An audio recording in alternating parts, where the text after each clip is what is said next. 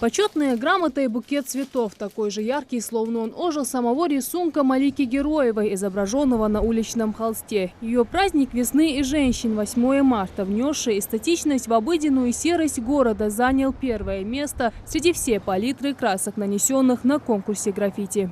Я считаю, что в этом конкурсе победили все, потому что там очень много очень красивых работ. Мы получили массу удовольствия. Для нас это было что-то новое. Мы все очень слаженно поработали командой. Я надеюсь, что это не последняя наша совместная такая большая работа, потому что действительно в нашем колледже учатся очень много талантливых и амбициозных ребят. Всего в конкурсе участвовало около 40 студентов из Сунжинского колледжа дизайна. Учитывая, что в этом году республика отмечает 70-летие победы в Великой Отечественной войне и 250-летие единения Ингушетии с Россией, основной темой участия было создание уличного календаря знаменательных дат в истории страны.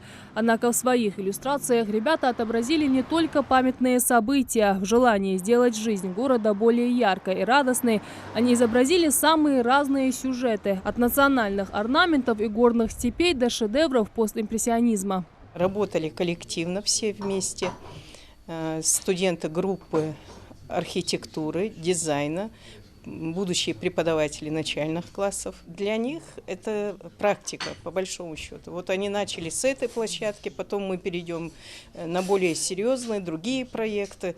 И в процессе учебы такие мероприятия, конечно, они с большим удовольствием будут принимать участие. Инициатором конкурса выступил глава городской администрации. Как делится Хаваш Багаудин Сапралиев, еще в январе в ходе инспекционного объезда городских территорий его внимание привлекли бетонные стены, скрытые за проросшими кустами. Поросль и деревья убрали, но серость места так и осталась. Так что они объявили конкурс уличного граффити для создания колорита в данной местности. Вот эту стену до и после посмотреть, это уже понятно, что вот это дает. И это как бы можно обтянуть, конечно, баннером, который мы натягиваем, да? Но вот то, что вот на этом стене каждый человек, который там вложил свою душу вот в это уже совсем другое.